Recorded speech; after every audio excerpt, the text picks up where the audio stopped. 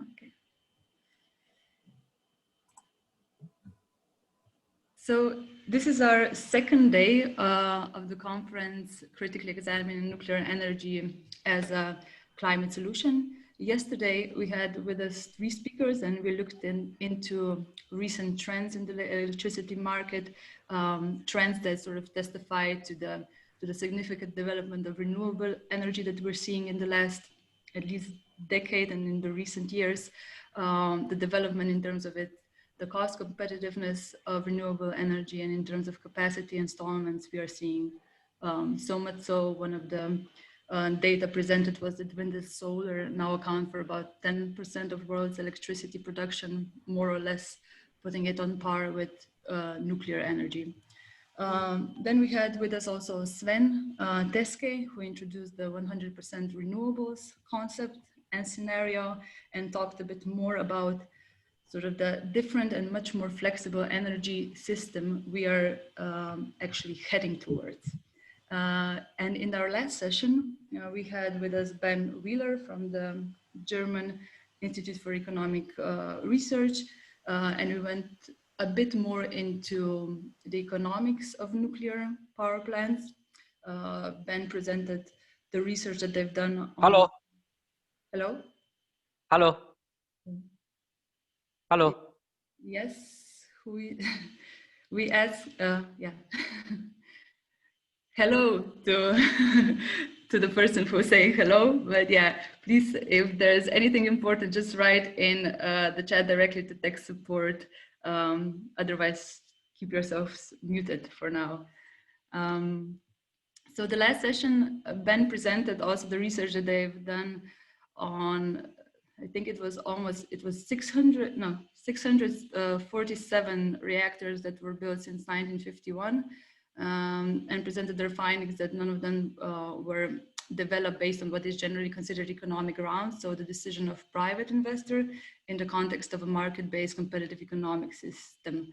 So in his presentation, he was emphasizing that high costs have followed or have been an aspect of nuclear energy since the beginning, and sort of it's also an area or a technology that's always been a heavily subsidized sector. He also talked a bit more about investments into third generation MPPs that are leading to losses, and emphasized some other angles such as long construction times and delays that new nuclear builds are experiencing, and then gave his opinion on that we should be paying attention a bit more to the issues of decommissioning and waste management at the moment. So that's a short recap of our yesterday's 3-hour meeting. And today we also have with us 3 speakers. The first speaker is Stephen Thomas. He has been, or he has, he has researched and lectured on energy policy for more than 30 years. His main affiliation, or the institutions that he spent most time in, is the University of Sussex, and then later on also University of Greenwich Business School. His focus is on nuclear power policy, corporate policies of European energy utilities, and economic regulation of energy. And today he will talk a bit, or he will present to us the UK's nuclear program, or the title of his presentation is Why the UK's Nuclear Program is Failing. So he'll give us an insight of a more case study type from the United Kingdom. And that's about it for the beginning. Stephen, the floor is yours. Great, thank you. Now, share screen.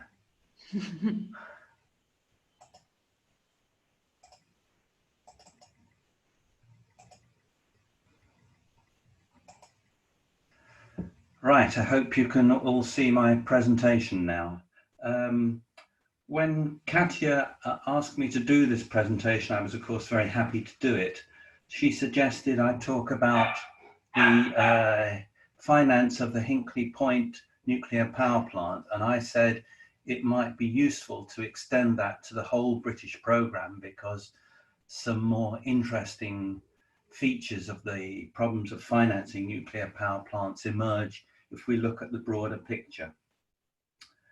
So just a couple of preliminary comments. I give most of my costs in pounds sterling, and just for reference, the value of the pound goes up and down, but it's generally about 1.2 euros per pound. Britain has, of course, been using nuclear power for more than 60 years. In the last 40 to 50 years, we've typically got between 15% and 25% of our electricity from nuclear power. What I want to talk about today is the program that was launched in 2006, rather than previous efforts at nuclear power. And in 2006, after a period when it seemed like there was very little future for new nuclear power in Britain, Prime Minister Tony Blair said, nuclear power is back on the policy agenda with a vengeance.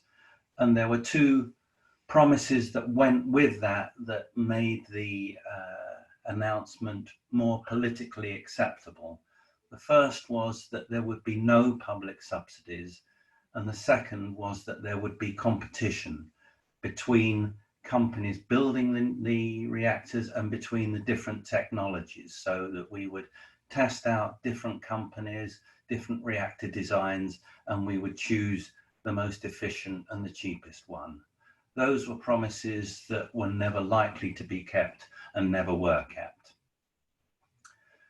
The next step was in 2008, when there was a government policy document, so-called white paper, and in that it claimed that new nuclear reactors would be competitive with gas-fired generation, and a reactor like the EPR, the European pressurized water reactor, the French design, could be built for £2.8 billion. And just to put that in context, the latest estimate is £11.6 billion. So the cost has gone up by fourfold. In 2009, 5 sites were selected. All were sites where there were existing nuclear facilities to get over the issue of public opposition to nuclear power plants. And 3 consortia, 3 companies were set up to build plants at those sites. And the target was 15 gigawatts of new capacity online by 2030. Again, to put that in context, the most we can get now is 3 gigawatts. The largest, the most advanced of these was NNBG, which is a consortium led by Électricité de France, and they had 2 sites, Hinkley Point and Sizewell. The second consortium was Horizon, which was then owned by the 2 German utilities, RWE and Aon. They had 2 sites, Wilver and Oldbury. And the third consortium was led by several European utilities like Iberdrola from Spain, Engie from France, and they had 1 site, Moorside.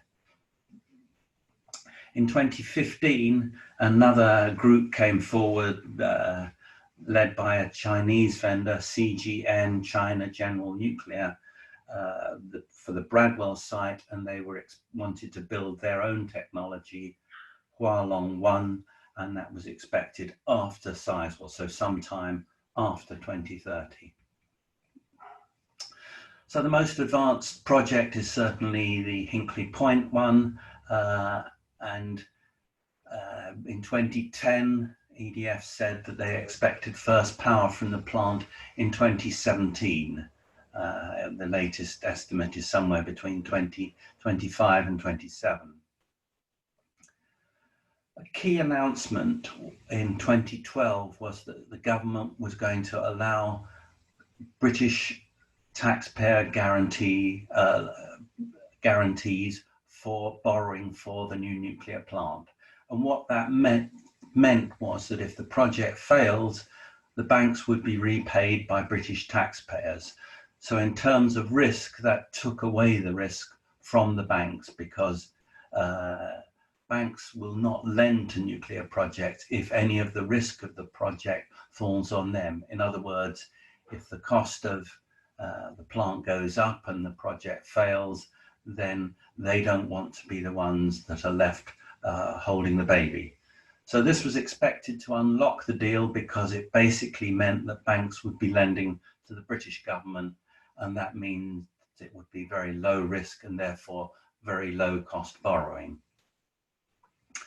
A year later, the outline of a deal was published for 2 of the French designed European pressurized water reactors to be built at Hinkley, each 1.6 gigawatts. The power sale price was fixed at 92.5 pence per megawatt hour in 2012 prices, and that would go up every year with inflation. So the power sale price is now probably about £110 per megawatt hour, 11 pence per kilowatt hour. Importantly, the cost escalation risk was taken by EDF. So if the cost of building the plant goes up, then the cost of the power sale price does not go up. The estimated cost, which had been talked about as 12 billion in 2012, had gone up to 14 billion. And EDF were expecting to own about 45% of the project, with 4 or 5 other investors not then identified who would take the other stakes. In 2014, the deal was approved by the European Commission. Clearly, the deal does include state aid, because it has sovereign loan guarantees, because the price is guaranteed and the power is sold to the British government. So there clearly is state aid, but the European Commission said that the terms of the main treaties on which the European Union is founded, particularly Euratom and the Lisbon Treaty, meant that they could not block it. The Euratom Treaty says that member states must promote nuclear power. So if you block the deal, you will be stopping a member state from promoting nuclear power. The Lisbon Treaty said that member states have the right to determine national energy mix. And that meant that if the deal was blocked, that would stop a member state from determining its national energy mix. So the European Commission's judgment was that the provisions of those treaties were more important than state aid rules. And the importance of that is that it seems to me that if that judgment is followed, that any deal is possible for nuclear power. So you cannot expect the European Commission to block a nuclear deal because it includes state aid. One interesting thing to come out of the European Commission investigation was that the European government condition for giving loan guarantees was that the Flamanville 3 plant, that's the sister plant to Hinkley in France, would have to be in operation by end 2020. This didn't seem at the time to be a very important condition, because when Flamanville was started, it was expected to be completed by 2012. The latest estimates are probably 2023 or 2024, so that condition cannot now be fulfilled. In 2015, the government finally and quietly admitted that the claim that nuclear power would not receive public subsidies was abandoned. By 2015, the cost had increased to 16 billion. There were no investors apart from the Chinese company, China General Nuclear, which took 1/3 of the project, and EDF, which took 2/3 of the project. In 2016, the contracts were finally signed, and that's important because up to that point, any expenditure by EDF or the British government were at their own risk. So if EDF decided to walk away, then the British government couldn't come back to them and ask for some money back. Cost, as I say, was 18 billion. EDF rejected the offer of the first part of the loan guarantees, about £2 billion. It didn't say why, but it appears that it was because the conditions were expensive and the conditions were unattractive. By then, completion of the plant had gone back to 2023. Also in 2016, the reactor supplier Areva went bankrupt, largely because of losses it made on the EPR it was building in Finland, Olkiluoto. The French government rescued the company, and that rescue deal involved EDF buying the reactor supplier Areva, and it's now a subsidiary of EDF called Framatome. 2017, the cost had gone up again to 20.3 billion, and completion had gone out to 2025. In 2018, EDF rejected the second part of the loan guarantees, mainly because the condition at Flamanville had to be complete by end of 2020 could not then be fulfilled. Now this raises a very important and very significant issue which nobody particularly wants to address, which is how can EDF finance the rest of construction of Hinkley? It has spent about £10 billion so far, but there's probably about another £20 billion to spend. It can't borrow the money because no bank will lend it money for a nuclear project, and it doesn't have its own money because it's not a profitable company. So it's not at all clear how EDF can finance construction of Hinkley. Finally, in December 2018, construction of the first reactor finally started, and a year later, the construction on the second reactor started. 2019, the cost estimate increased to a range of between 21.5 to 23.2 billion, and EDF now said there was a significant risk that the plant would not be complete till 2027. 2019, it became clear that EDF was effectively bankrupt, and the French government launched a rescue operation called Operation Hercules, and that rescue operation is still ongoing, but is likely to involve the breakup of EDF with some parts. Well, who knows what will happen to the various parts. The European Commission is now saying that it wants EDF to be very fully broken up. In 2020, the restrictions on number of people working on the site at Hinkley caused a slowdown in construction, and it now seems pretty certain that completion won't be before 2027 and could well be afterwards. So where we stand at the moment is that the power price was set at £92.5 per megawatt hour when the cost was expected to be 14 billion. The cost is now 23 billion. There is still a lot of construction to go, and all experience says that most cost escalation happens when construction has started. So it's almost certain that the final cost will be much more. So it does seem highly likely that this is going to be a loss maker for Électricité de France. If we look at the alternatives to Hinkley, the latest costs for offshore wind in Britain are about £40 per megawatt hour. So it's less than a half of Hinkley.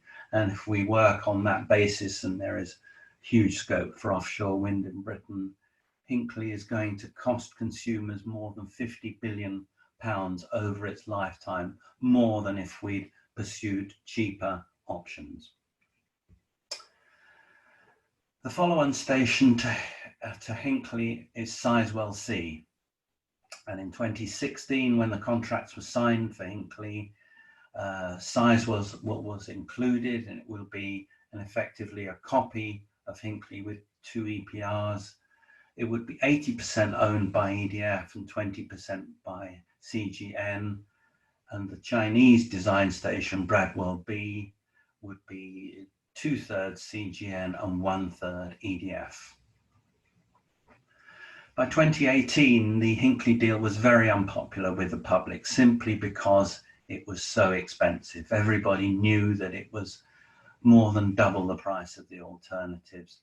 So repeating the Hinkley deal was not possible.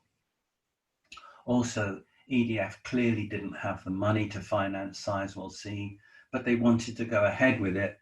So they persuaded the UK government to consider a new form of finance, which is called the regulated asset base. And what that means is that the plant would not be owned by EDF, it would be owned by institutional investors. So pension funds, sovereign wealth funds, investment funds would actually own the plant.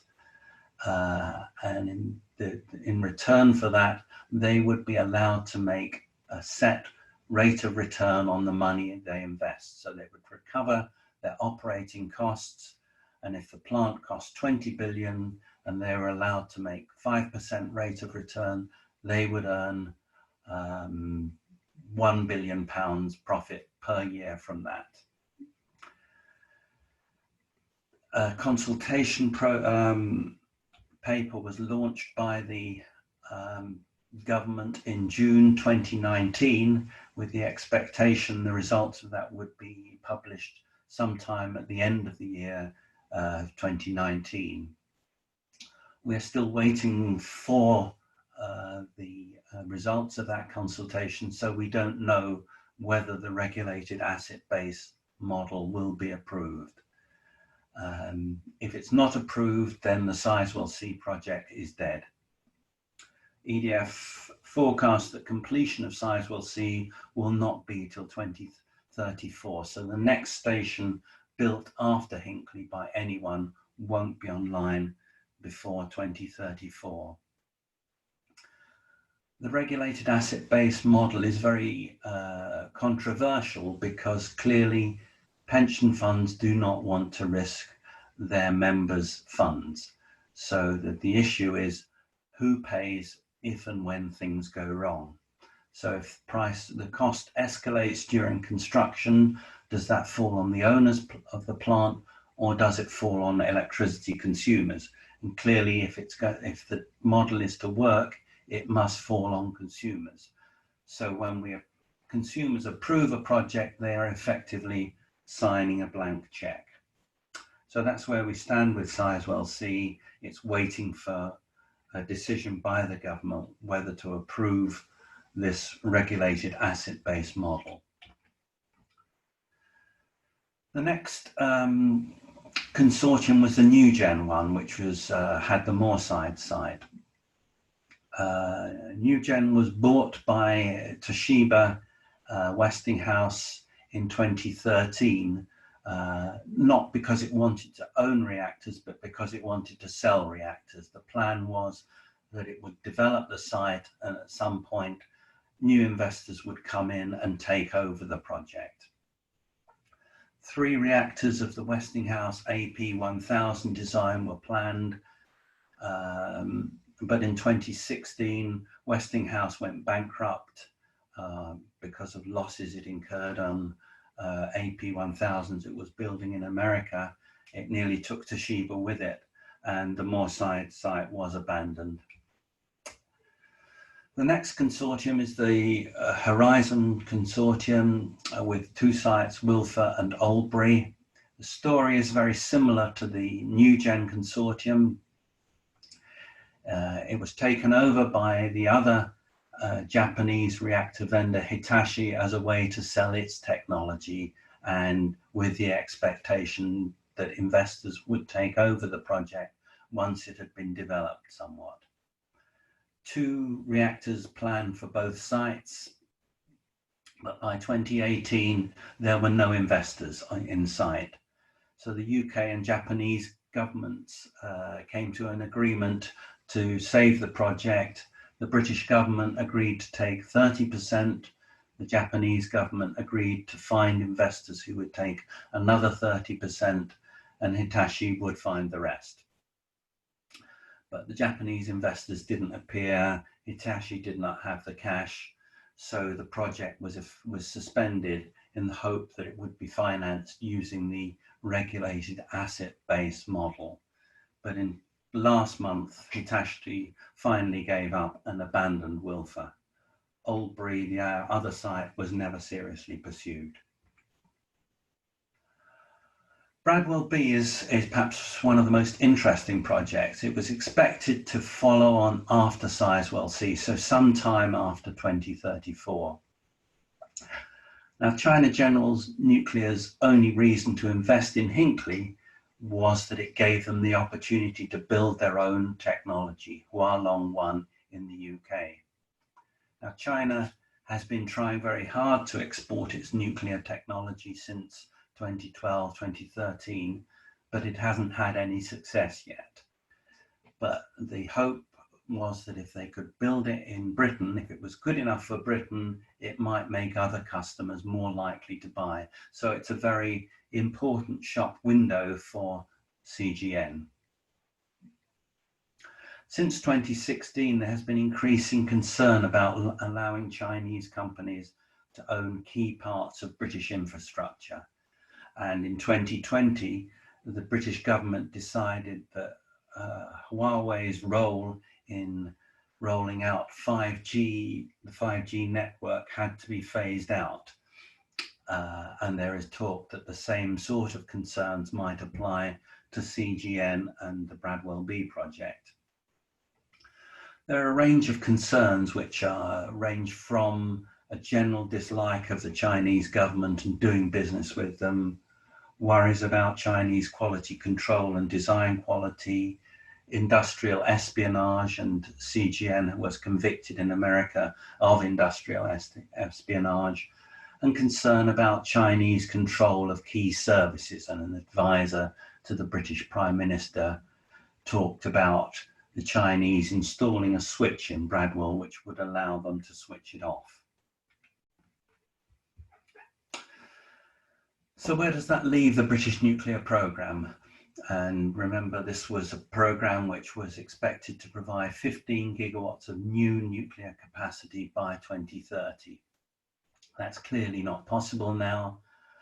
Only the Hinkley Point project can be complete by then, and even the future of that is now in some doubt. If CGN is banned from building Bradwell, will it walk out of Hinkley? It has no reason to be in Britain if it can't build its own technology at Bradwell. CGN is owned by the Chinese government, which is already angry about Huawei being blocked from participating in 5G. So there does seem to me no reason why CGN would not walk out.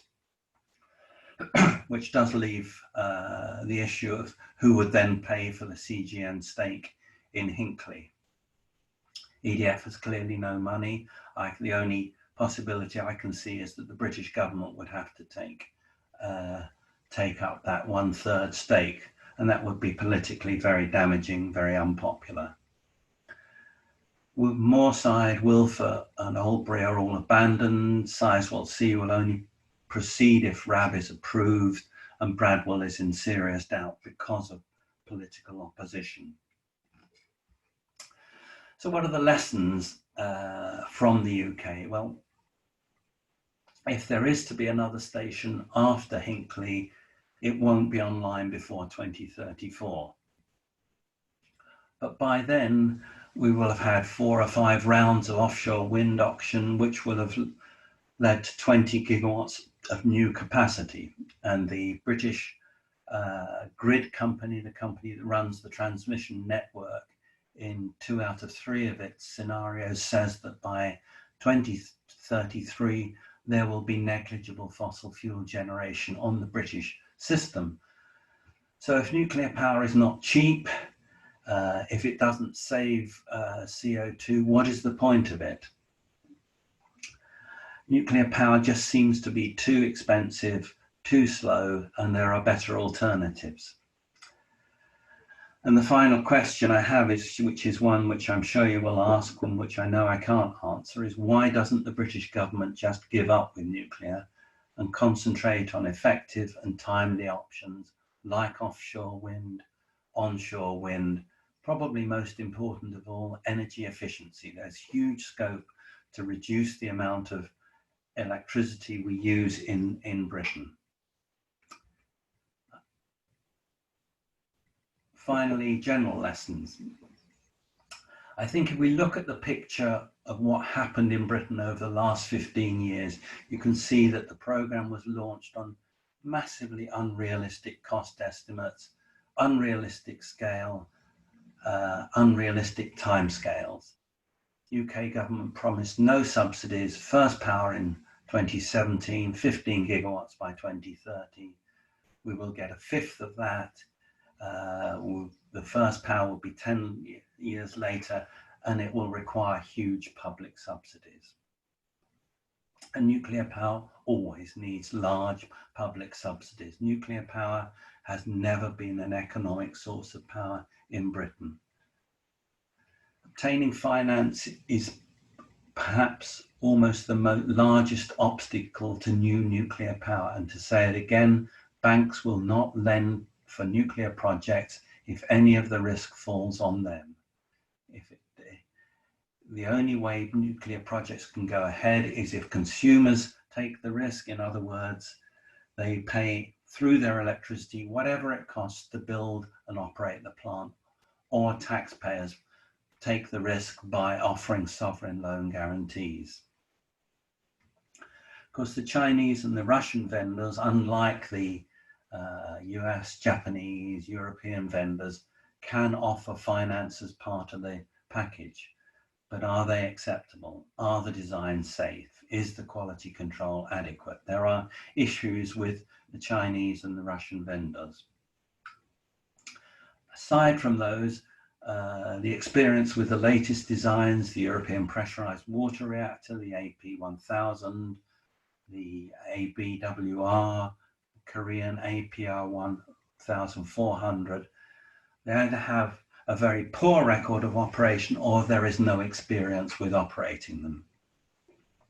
There is talk of small modular reactors, but they are based on what seems to me a very weak premise that they will be cheaper than existing designs. They are a long way away from being commercially available, probably after 2030, if at all. And that's the end of my presentation. Thank you. Thank you, Stephen. I think it's been a really good addition to, or a follow-up to our discussion from yesterday, because yeah, hearing the stories, like a concrete, let's say, case study from a particular country, makes our discussion a bit more tangible. Or we can see, if yesterday we talked, let's say, more abstractly about trends, it's, I think, very beneficial to see it also on concrete projects, what kind of problems nuclear projects are experiencing as they're trying to be developed. I will now just again encourage all the participants who've been listening to the presentation of Stephen to write in the chat any questions or remarks they might have, so we can open up the floor. So far there was one question, and then that question already also received a comment in the chat. So I will let's just wait for maybe 2 minutes so people can perhaps gather their thoughts a bit more, and then we'll start with the discussion. So even if you have questions of just clarification, they're welcome. I think yesterday we managed to, there were a bit more of us gathered, but we still had plenty of time and enough time to, for all the questions to be actually addressed and answered, and for a bit of a debate. So I think today should be no different. Okay, we have one more. But okay, well, maybe all the rest are perhaps still digesting the information. I would now ask, because there was a question from Andrei, and then that question already received a comment in the chat. And since we have enough time, I would perhaps ask first Andrei to post his remark or question, and then give Stephen the floor to answer. And then because we have enough time, we will also hear the remark from Jan that was related to Andrei's first question. So to start it off, Andrei, are you with us? Yes, I'm here. Yeah, okay. Yeah. Well, I mean, with renewables, they had always been heavily subsidized, and that was the key point to encourage private investors to, let's say, even households to invest on solar panels on rooftops. And that's working pretty well. But of course, the price to pay, the price is that the subsidies are covered by consumers. The statement by Jan that you know, nuclear has always obtained subsidies. The examples of the French, which we saw in one of the presentations yesterday, their construction cost went down significantly when they built a fleet of the 900 megawatt power plants, and secondly the 1200 megawatt power plant. So the construction cost when they built the series was low. Now about new technology, well, the current technology of nuclear is from the 70s, because then all research and development was banned. And it's only relatively small improvements due to safety studies and enhanced safety features. That's all that was developed. So if we want a major breakthrough in nuclear, we would have, this is also new technology which has to be invested in. And let's say fourth generation reactors, which would remove one of the major objections about the highly radioactive waste of the current generation nuclear power plants, because what is currently highly radioactive waste, which stays for several thousand years, 10,000 years or more, that really is not waste, that is fuel. And unfortunately, it cannot be utilized in the present generation of reactors. So, you know, you cannot sort of tie somebody in a bag and call him out. So you cannot stop the development and then expect that new features will become available. So I'm not saying that whether, let's say, the British example is a good one, which shows a failure of the way the projects were managed. But a lot of these associated costs are related to the obstacles in actually getting things done. Now, nuclear is really capital intensive, and any obstacle really significantly increases the cost. That is a fact. That's undisputable.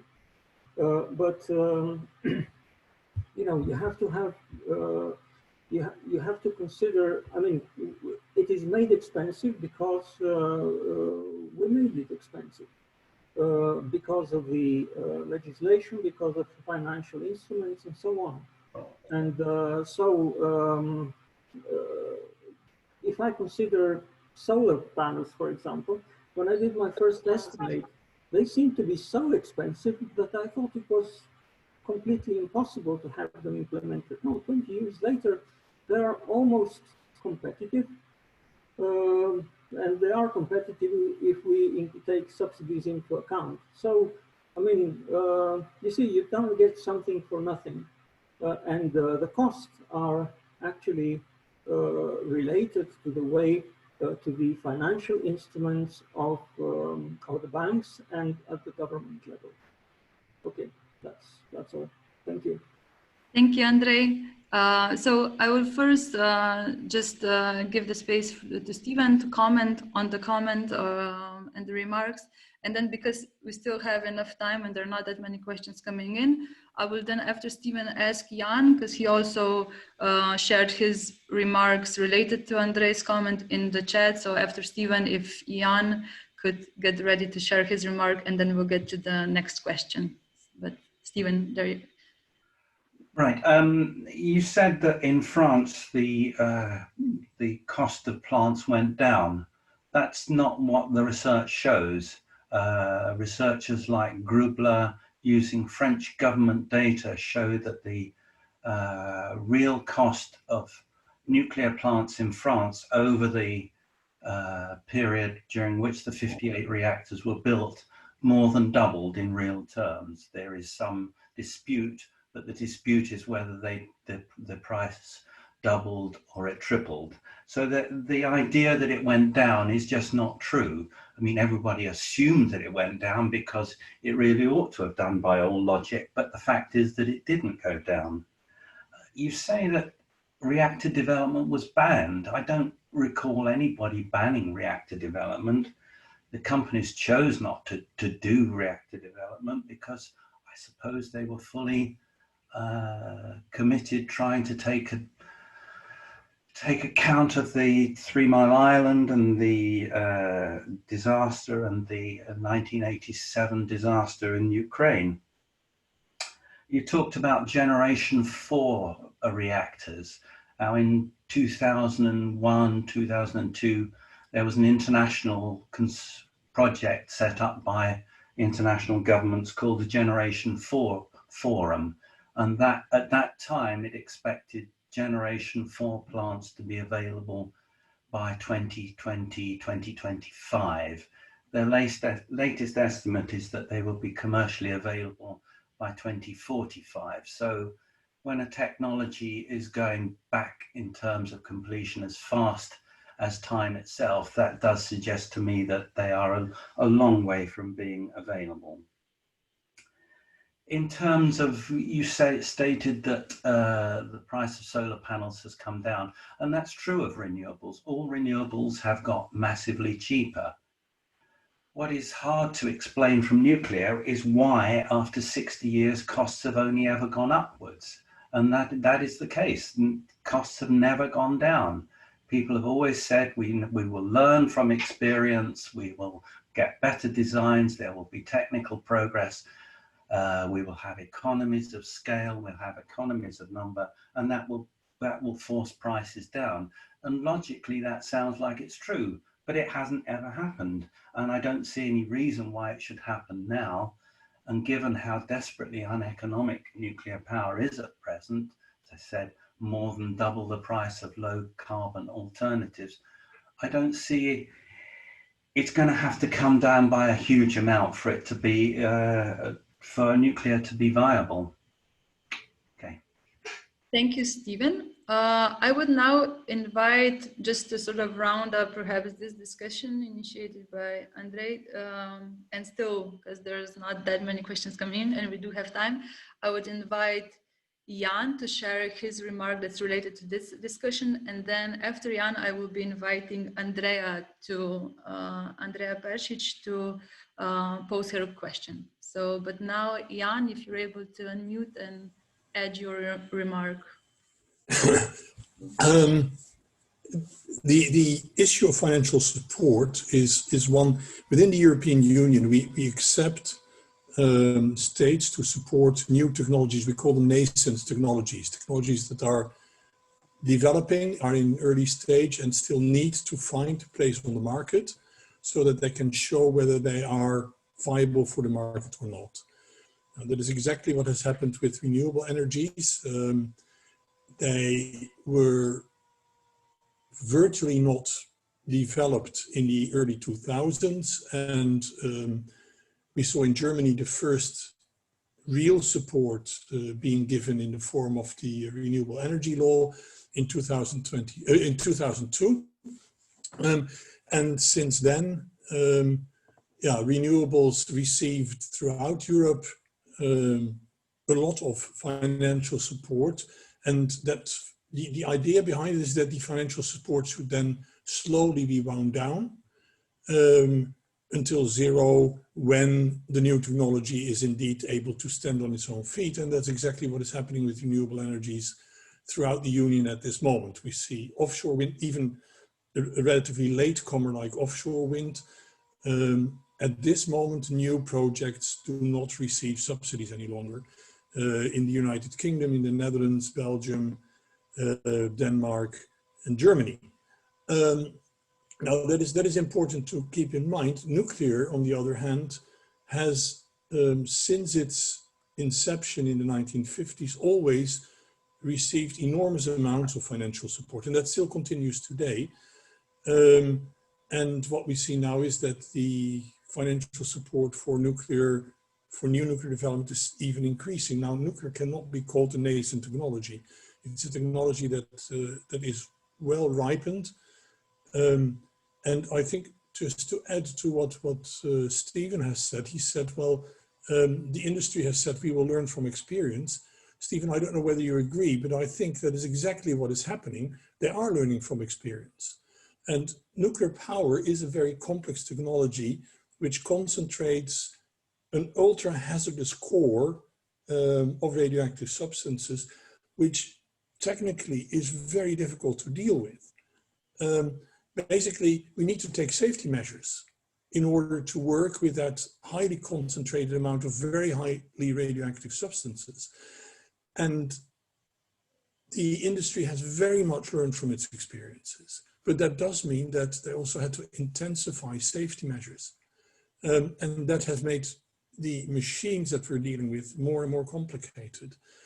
I also want to make one last remark, and then I will have to share out of the meeting, unfortunately. Andre, you also mentioned SMRs. You said, yes, but the current radioactive waste can be used as a fuel for new reactors. First of all, new reactor designs are not going to solve the radioactive waste problem. None of the designs is running in a way that you put actinides in and that then only short-lived isotopes are left over. There is always, be it smaller than in the current reactors, but there is still a fraction left over that needs to be kept out of the environment for hundreds of thousands of years. Besides that,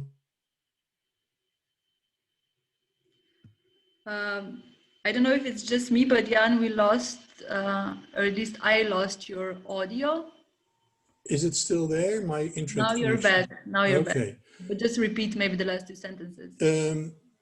If we look at small modular reactors, they are very complex in dealing with radioactive substances and with the uranium and thorium involved. They need reprocessing of all that material. That reprocessing increases the volume of radioactive substances. They may be of a lower intensity of radiation and partially shorter lifetimes, but the volume increases. So that means that the radioactive waste problem in a small or in a fourth generation reactor economy will be a lot more complicated still than the problems that we're facing now already. And the problems we're facing now already are insolvable. Talk with anybody who's really working on the radioactive waste issue. And the only thing they can do is say, we have to do more research on A, B, C, D, E, because these issues are not resolved. And that is true for final disposal. It is true for reprocessing. It is also true for a lot of the streams that we're dealing with in mid and low level radiation. I have to go away now. I'm very sorry because there's an important board meeting I have to go to. I wish you a very good further conference, and I'm looking forward to reactions on this in written form.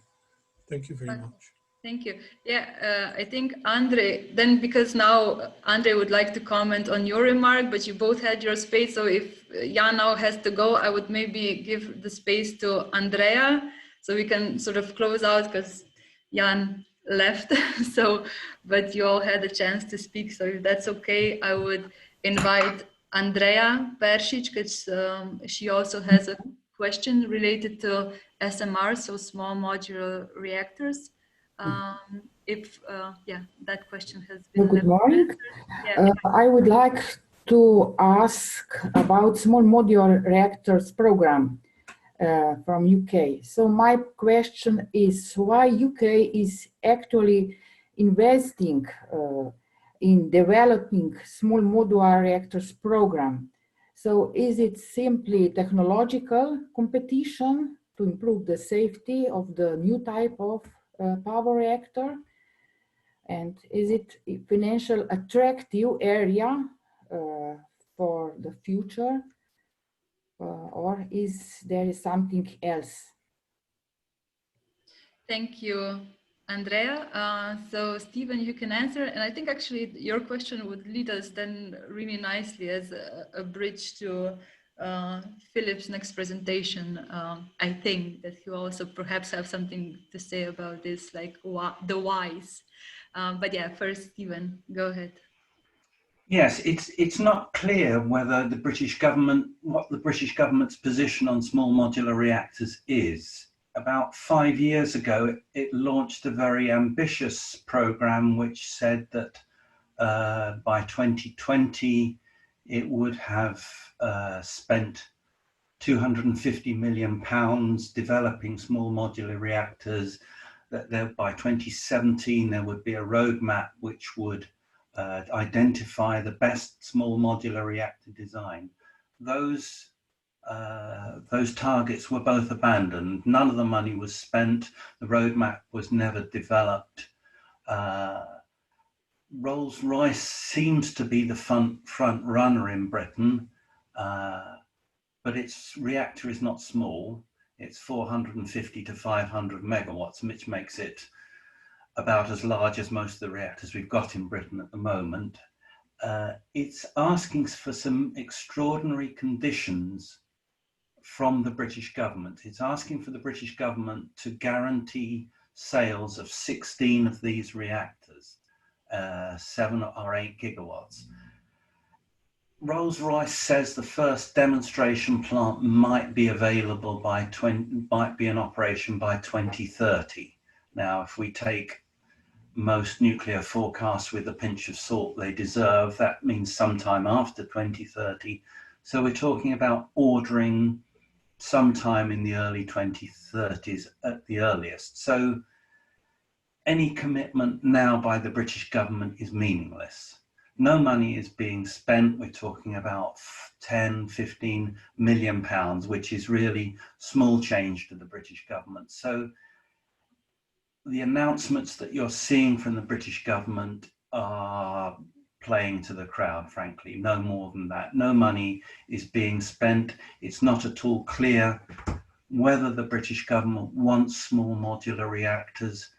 It's putting small amounts of money into the generation 4 designs, you know, the fast reactors, the high temperature reactors, the molten salt reactors, but that's small money, and those designs are decades away from being available. So I'm not at all clear there is any commitment by the British government to small modular reactors. Thank you, Stephen.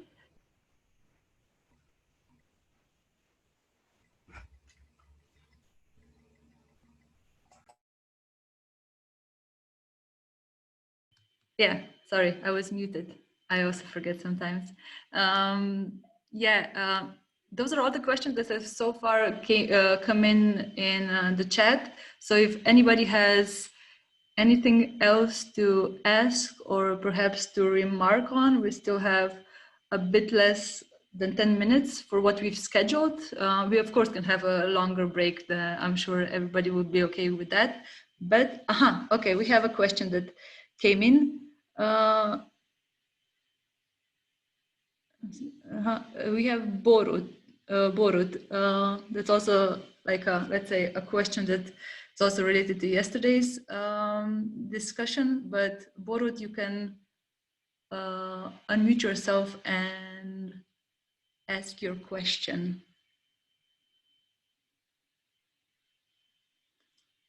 Borut? Do you want to pose the question that you posted in the chat yourself, or should I can also read it out? Yeah, can you hear me? Yeah, we can hear you.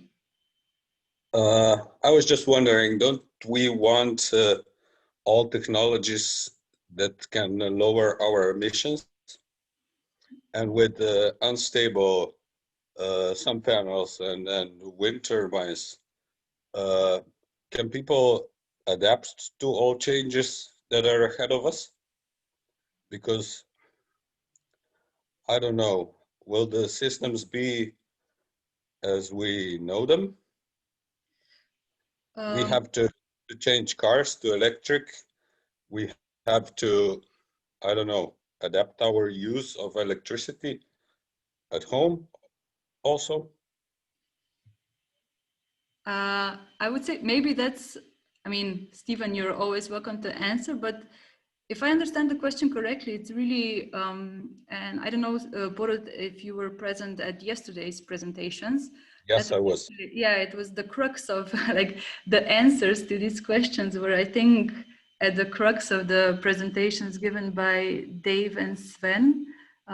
So when Sven was talking about actually, and Dave, like talking about trends currently ongoing, leading us into a different and more flexible energy system. And related to the emissions reduction, I think what Dave's presentation was trying to show us how coal, at least in terms of relating coal phase out to phasing in which technologies, how we can see the relatedness between phasing out coal and phasing in renewable energy that we're seeing in Europe and globally. So, I mean, Stephen, you can address this question yourself as well, Yeah, but I think I'm sorry.